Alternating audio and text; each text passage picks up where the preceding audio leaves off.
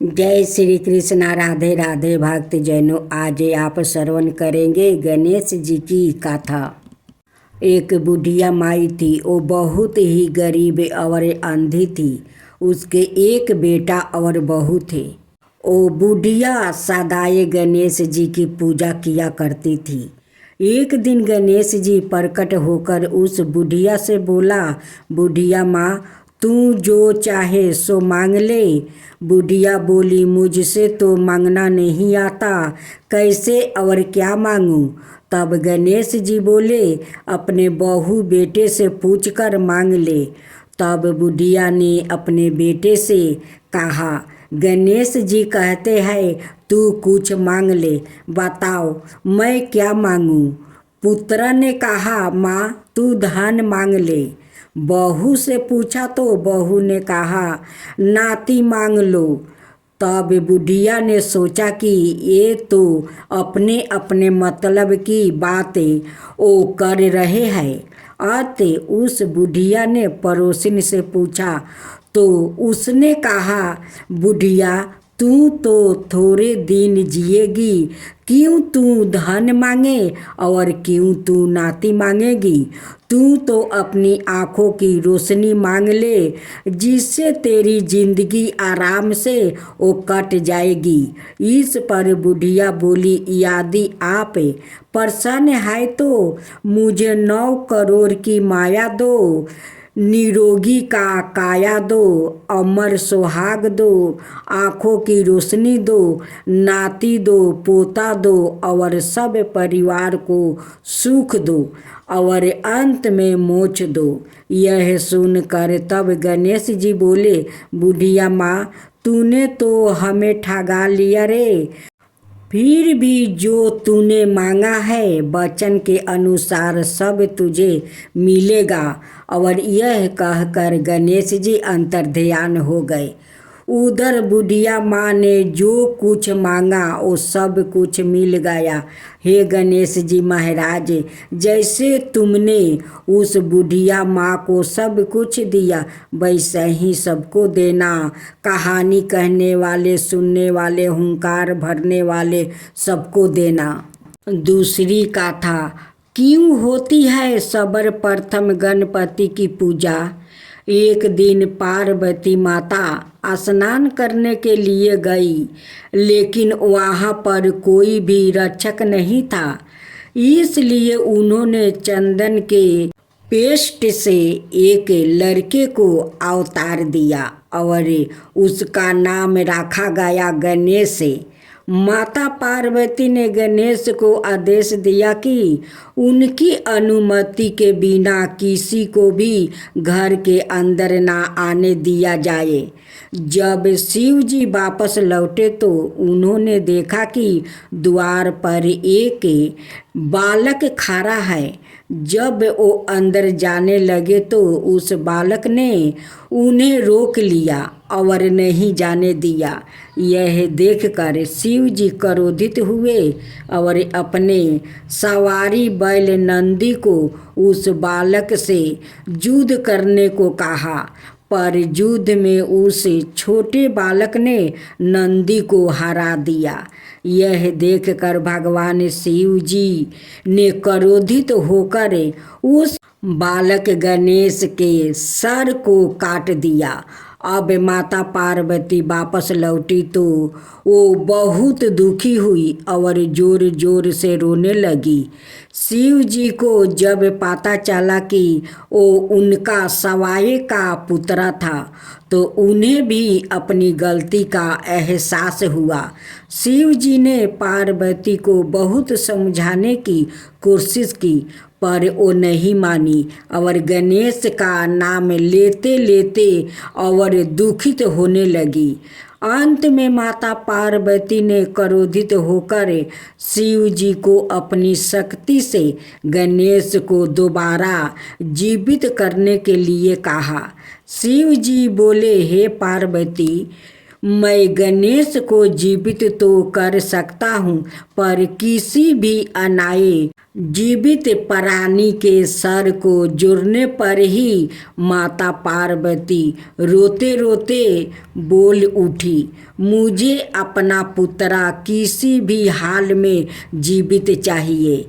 यह सुनते ही शिव जी ने नंदी को आदेश दिया, जाओ नंदी, इस संसार में जिस किसी भी जीवित प्राणी का सर तुमको मिले तो काट लाना। जब नंदी सर खोज रहा था तो सबसे पहले उससे एक हाथी दिखाई दिया, तो वो उसका सर काट कर ले आया। भगवान शिव ने उस सर को गणेश के शरीर से जोड़ दिया और गणेश को जीवन दान दे दिया। शिव जी ने इसलिए गणेश जी का नाम गणपति रखा और बाकी सभी देवताओं ने उन्हें वरदान दिया कि इस दुनिया में जो भी कुछ नया कार्य होगा पहले जय श्री गणेश को याद करेगा। मंगलवार हो या बुधवार हो, इस बार में से एक बार को अगर परिवार मानते हैं तो संतान को भी मानना चाहिए साथियों। अगर उस बार को उल्लंघन करते हैं तो अपना पर मुसीबत खुद मोड़ लेते हैं। इसलिए मैं कहती हूँ कि उस बार को सभी को मानना चाहिए। बुधवार की महापुण्य फल देने वाली 5 कथाएं। एक समय की बात है कि साहूकार अपनी पत्नी को लाने के लिए अपने ससुराल गया। कुछ दिन रहने के बाद उसने अपनी पत्नी के साथ अपने घर आने की सोची। दुर्भाग्य से उस दिन बुधवार का दिन था। लड़की के परिवार वालों ने कहा कि आज बुधवार का दिन है, जो कि किसी कार्य हेतु शुभ नहीं माना जाता है, इसलिए आज तुम मत जाओ। किंतु साहूकार ने किसी की एक न मानी और पत्नी को लेकर अपने ससुराल से घर को प्रस्थान किया। रास्ते में साहूकार की पत्नी को प्यास लगी। उसकी पत्नी कहती है कि मुझे बहुत जोर से प्यास लगा है। साहूकार ने कहा, ठीक है, तुम बैलगाड़ी में ही बैठी रहो, पानी लेकर अभी आता हूँ।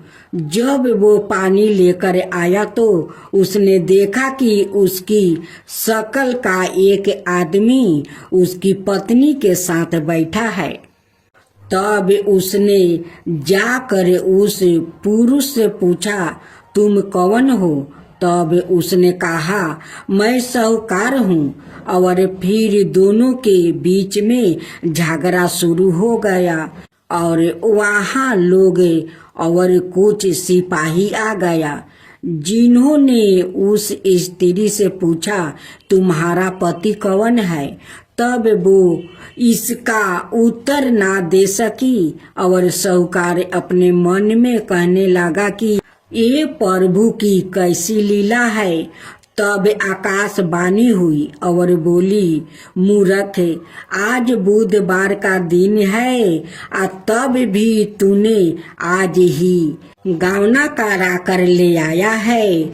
सब भगवान बुध देव के प्रकोप से हो रहा था, वो तो तुझसे रूठे हुए है। तब साहूकार ने भगवान बुध देव से क्षमा याचना किया।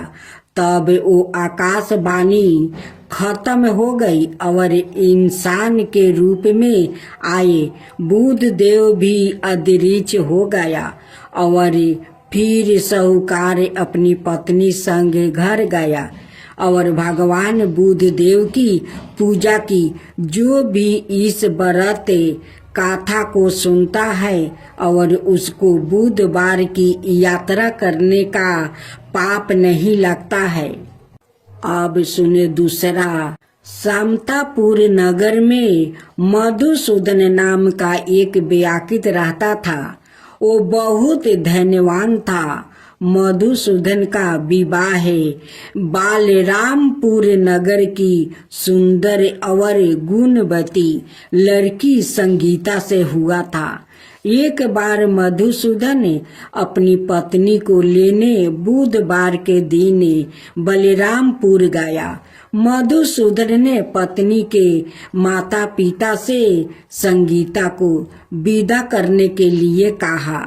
माता पिता बोले, बेटा आज बुधवार है, बुधवार को किसी भी शुभ कार्य के लिए यात्रा नहीं करते। लेकिन मधुसूदन नहीं माना। उसने ऐसी शुभ अशुभ की बातों को नहीं मानने की बात कही।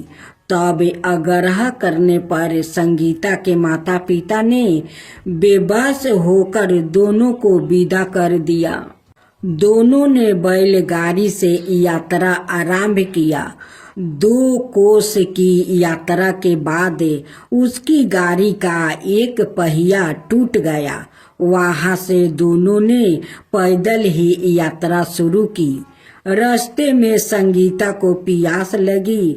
मधुसूदन उसे एक पेड़ के नीचे बैठाकर जल लेने चला गया। थोड़ी देर बाद जब मधुसूदन कहीं से जल लेकर वापस आया तो वो बुरी तरह हैरान हो उठा, क्योंकि उसकी पत्नी के पास उसकी ही शकल सूरत का एक दूसरा व्याकृत बैठा था। संगीता भी मधुसूदन को देखकर हैरान रह गई। वो दोनों में कोई अंतर नहीं कर पाई। मधुसूदन ने उस व्याकृत से पूछा, तुम कौन हो और मेरी पत्नी के पास क्यों बैठे हो? मधुसूदन की बात सुनकर उस व्याकृत ने कहा, अरे भाई, यह मेरी पत्नी संगीता है। मैं अपनी पत्नी को ससुराल से विदा कराकर लाया हूँ। लेकिन तू कौन हो जो मुझसे ऐसा प्रश्न कर रहे हो? मधुसूदन ने लगभग चीखते हुए कहा, तुम जरूर कोई चोर या ठग हो। यह मेरी पत्नी संगीता है। मैं इस पेड़ के नीचे बैठाकर जल लेने गया था। इस पर उस व्याकृत ने कहा, अरे भाई, झूठ तो तुम बोल रहे हो। संगीता को प्यास लगने पर जल लेने तो मैं गया था। मैंने तो जल लाकर अपनी पत्नी को पिला भी दिया है। अब तुम चुपचाप यहाँ से चलते बनो, नहीं तो किसी सिपाही को बुलवा कर तुम्हें पकड़वा दूंगा। दोनों एक दूसरे से लड़ने लगा। उन्हें लड़ते हुए देखकर बहुत से लोग वहां एकत्र हो गया। नगर के कुछ सिपाही भी वहां आ गया। सिपाही उन दोनों को पकड़कर राजा के पास ले गया। सारी कहानी सुनकर राजा भी कोई निर्णय नहीं कर पाए। संगीता भी उन दोनों में से अपने वास्तविक पति को नहीं पहचान पा रही थी। राजा ने दोनों को कारागार में डाल देने के लिए कहा। राजा के फैसले पर असली मधुसूदन भयभीत हो उठा। तभी आकाशवाणी हुई, मधुसूदन, तूने संगीता के माता पिता की बात नहीं मानी और बुधवार के दिन अपने ससुराल से प्रस्थान किया। यह सब भगवान बुद्धदेव के प्रकोप से हो रहा है। मधुसूदन ने भगवान बुद्धदेव से प्रार्थना की कि हे भगवान बुद्धदेव, मुझे क्षमा कर दीजिए। मुझसे बहुत बड़ी गलती हुई है। भविष्य में अब कभी बुधवार के दिन यात्रा नहीं करूंगा और सदाए बुधवार को आपका व्रत किया करूंगा। मधुसूदन के प्रार्थना करने से भगवान बुद्धदेव ने उसे क्षमा कर दिया। तभी दूसरा बेआकित राजा के सामने से गायब हो गया। राजा और दूसरे लोग इस चमत्कार को देखकर हैरान हो गया। भगवान बुद्ध देव की इस अनुकंपा से राजा ने मधुसूदन और उसकी पत्नी को सम्मान पूर्वक विदा किया। कुछ दूर चलने पर रास्ते में उन्हें बैलगाड़ी भी मिल गई। बैलगाड़ी का टूटा हुआ पहिया भी जोड़ा हुआ था। दोनों उसमें बैठकर समतापुर की ओर चल दिया। मधुसूदन और उसकी पत्नी संगीता दोनों बुधवार को व्रत करते हुए आनंद पूर्वक जीवन यापन करने लगा। भगवान बुद्ध देव की अनुकंपा से उनके घर में धन संपत्ति की वर्षा होने लगी।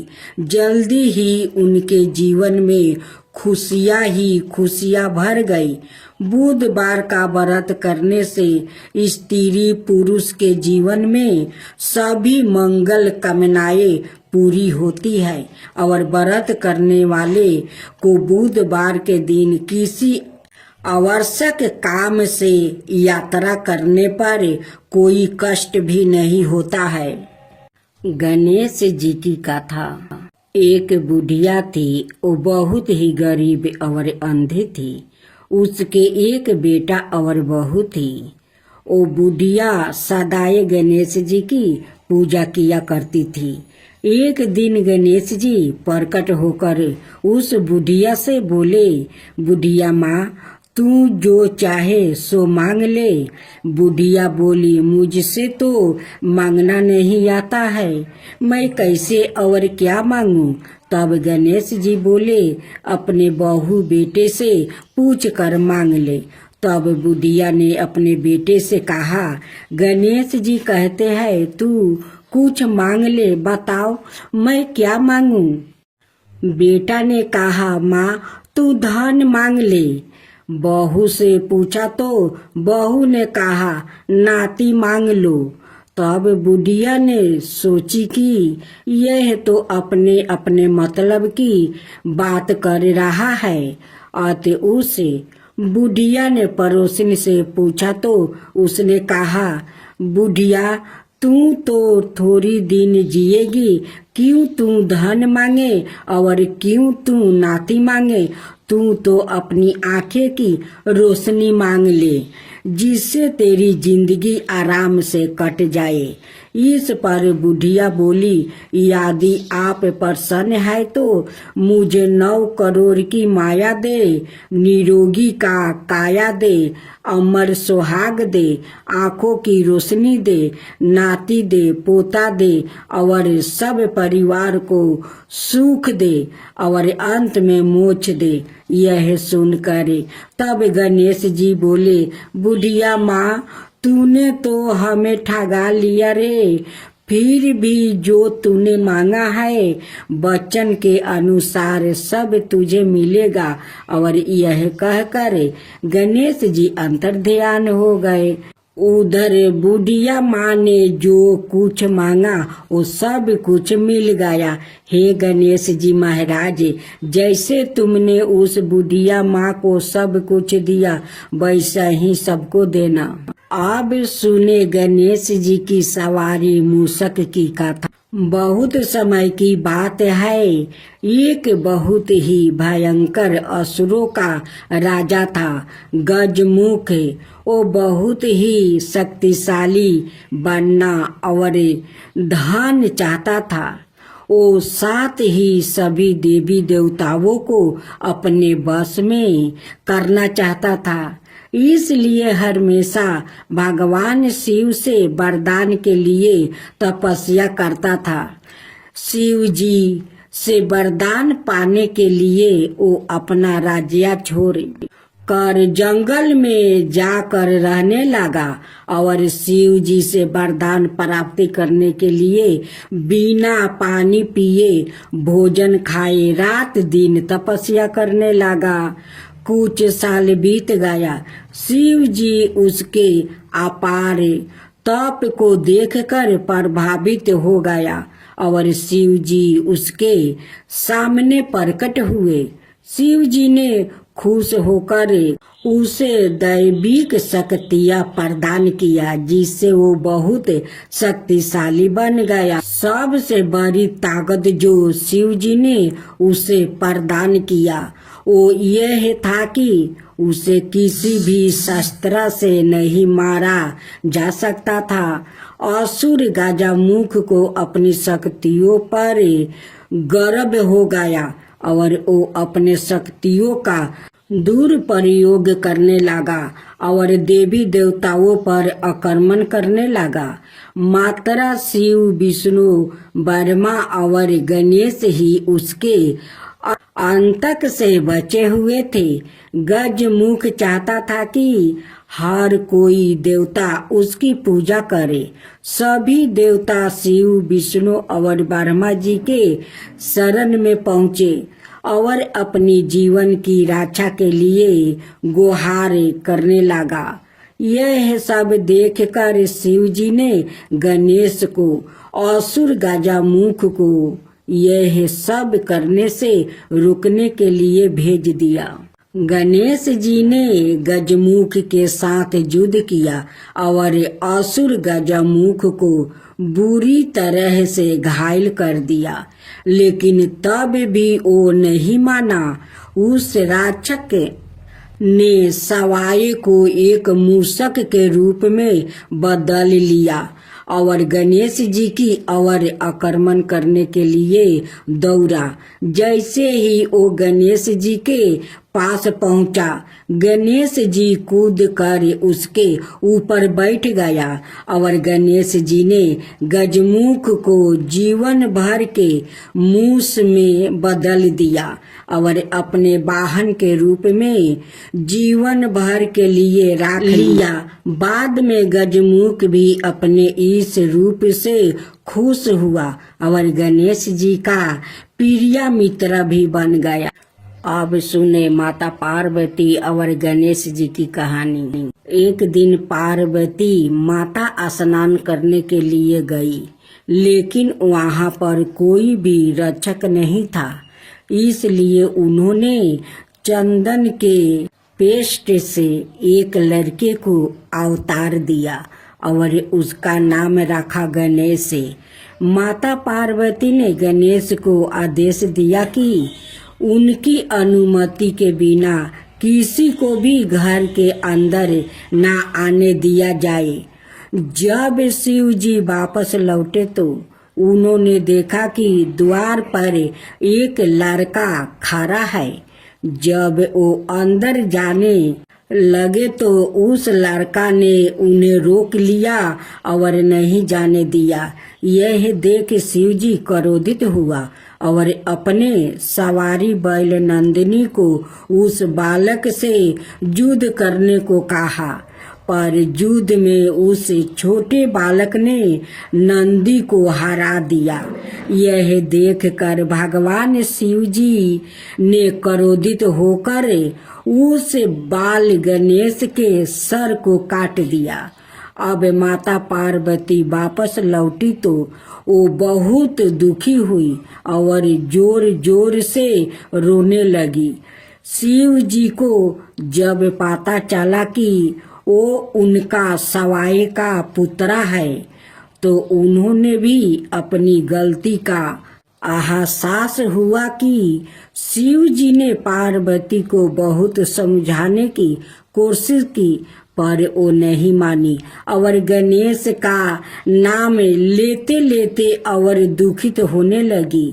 अंत में माता पार्वती ने क्रोधित होकर शिव जी को अपनी शक्ति से गणेश को दोबारा जीवित करने के लिए कहा।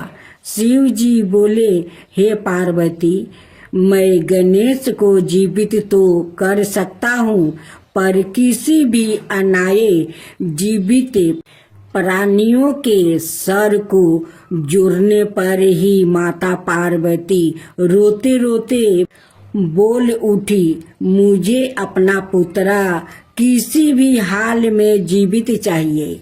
यह सुनते ही शिव जी ने नंदी को आदेश दिया, जाओ नंदी, इस संसार में जिस किसी भी जीवित प्राणी का सर तुमको मिले काट लाना।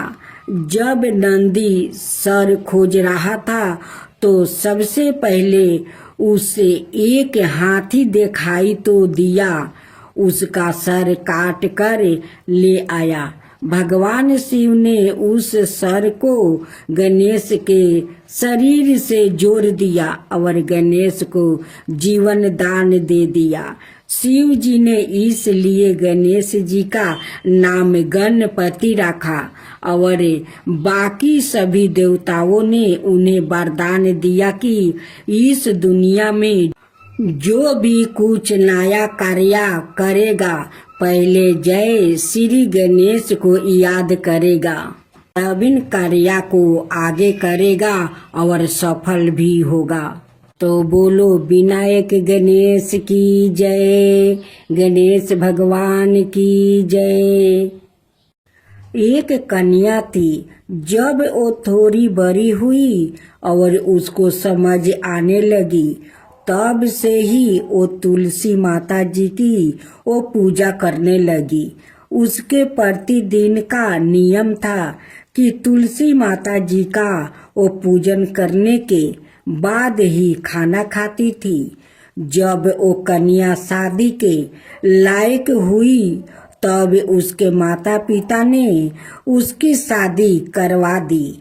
कन्या को उसके माता पिता ने दहेज में भी एक तुलसी का गमला दिया।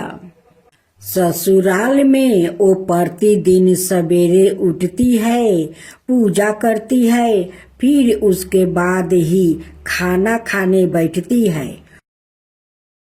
उसकी 2 जेठानी थी, वो दोनों उसका मजाक उड़ाती थी कि बड़ी नियम धर्म वाली बनती है। उन दोनों को उससे बहुत ईर्ष्या होती थी, इसलिए वो दोनों तुलसी जी का गमला छुपा देती है। वो कन्या बड़ी मुश्किल से गमला ढूंढ कर लाती है, अच्छे से पूजा करती है और फिर खाना खाती है। वो गमला ढूंढ कर ले आती तो एक दिन तो उसकी जेठानी ने क्या किया कि गमला ही दूर फेंक दिया। कन्या ने खूब ढूंढा पर उसे गमला नहीं मिला। वो बहुत ही परेशान हो गई। उस दिन तो उसने खाना भी नहीं खाया। उसका नियम जो था, उस कन्या की सच्ची भक्ति देखकर तुलसी माता उससे बहुत प्रसन्न हो गई और उसके कमरे में तुलसी माता का गमला प्रकट हो गया। अगले दिन सुबह जब वो उठी तो क्या देखती है कि उसके खाट के चारों कोने पर तुलसी माता का गमला आ गया है। यह देख कर वो तो बहुत प्रसन्न हो गई कि अब मेरी तुलसी माता को कोई चुरा नहीं सकेगा। पूजन करने के लिए भी कहीं और जाना नहीं पड़ेगा और कोई मेरी तुलसी माता को फेंक भी नहीं सकेगा। वो तो जल्दी से उठकर स्नान करती है और तुलसी माता की पूजन कर लेती है। जब वो खाना खाने बैठती तो उसकी जेठानियां मजाक करने लगी कि लो देवरानी का नियम धर्म पूरा हो गया। उससे पूछती है कि तुलसी जी की पूजा कर ली क्या? देवरानी धीरे से बोलती है कि कर लिया। जेठानी बोलती है कहाँ से कर ली? पूजा का गमला तो मैं फेंक दिया था। देवरानी कहती है कि देख लो मेरे कमरे में खाट पर तुलसी जी लग रही है। जेठानी बहुत शर्मिंदा हुई और बोली कि देवरानी तेरी भक्ति सच्ची है रे, हमने तुझे बहुत परेशान किया, हमें माफ कर देना। देवरानी उन्हें माफ कर देती है। हम सभी तुलसी माता जी से यही प्रार्थना करते हैं कि हे तुलसी माता, जैसी कृपा आपने देवरानी पर करी वैसे ही हम सब पर भी करना। महालक्ष्मी की कथा। एक गांव में एक साहूकार रहता था। साहूकार के एक बेटी थी। वो हर रोज पीपल सींचने जाती थी। पीपल के वृक्ष में से लक्ष्मी जी प्रकट होती थी और चली जाती थी। एक दिन लक्ष्मी जी ने साहूकार की बेटी से कहा, तू मेरी सहेली बन जा। तब लड़की ने कहा कि मैं अपने माता पिता से पूछ कर कल आऊंगी। साहूकार की बेटी ने घर जाकर अपने पिता को सारी बात कह दिया। तब उसके पिताजी बोले, वो तो लक्ष्मी जी है, अपने कोई और क्या चाहिए, तू लक्ष्मी जी की सहेली बन जा। दूसरे दिन वो लड़की फिर गई। तब लक्ष्मी जी पीपल के पेड़ से निकल कर आई और कहा, सहेली बन जाओ। तो लड़की ने कहा, बन जाऊंगी, और दोनों सहेली बन गई। लक्ष्मी जी ने उसको खाने का न्योता दिया। घर आकर लड़की ने माँ बाप को कहा कि मेरी सहेली ने मुझे खाने का न्योता दिया है। तब बाप ने कहा कि सहेली के जिमाने जाइयो, पर घर को संभाल कर जाना।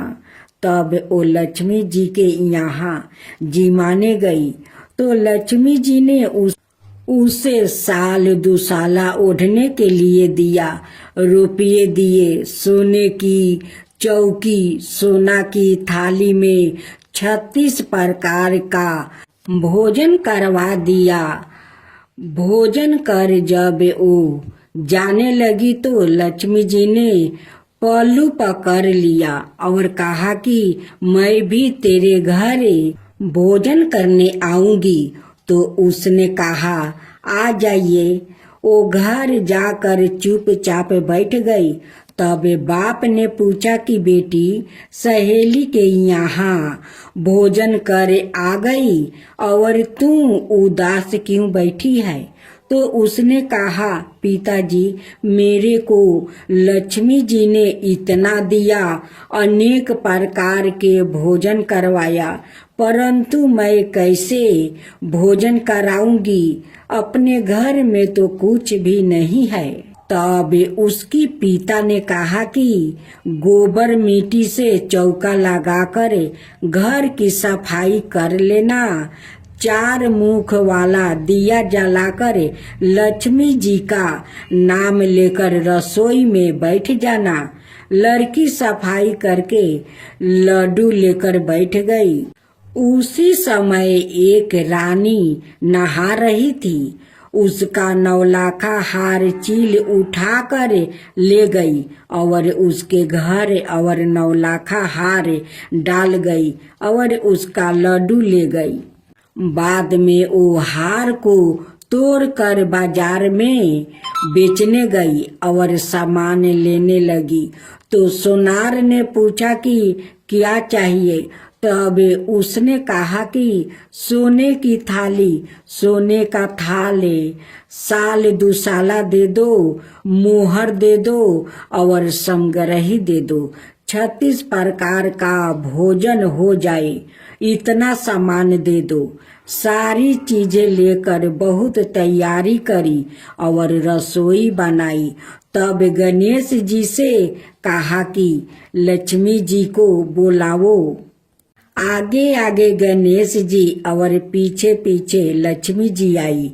उसने फिर चौकी डाल दी और कहा, सहेली, चौकी पर बैठ जाइए। जब लक्ष्मी जी ने कहा, सहेली, चौकी पर तो राजा रानी के भी नहीं बैठती हूँ, किसी के भी नहीं बैठती हूँ। तो उसने कहा कि मेरे यहाँ तो बैठना पड़ेगा। फिर लक्ष्मी जी चौकी पर बैठ गई। तब उसने बहुत खातिर की। जैसे लक्ष्मी जी ने करी थी वैसे ही उसने करी। लक्ष्मी जी उस पर खुश हो गई। घर में खूब रुपया और लक्ष्मी हो गई। साहूकार की बेटी ने कहा, मैं अभी आ रही हूँ, तुम यही बैठी रहना। और वो चली गई। लक्ष्मी जी गई नहीं और चौकी पर बैठी रही। उसको बहुत दौलत दी। हे लक्ष्मी जी, जैसे तुमने साहूकार की बेटी को दिया वैसा ही सबको देना। कहते सुनते हुंकार भरते अपने सारे परिवार को दिया। पीहर में देना, ससुराल में देना, बेटे पोते को देना। हे लक्ष्मी माता, सबका कष्ट दूर करना, दरिद्रता दूर करना, सबकी मनोकामना पूर्ण करना।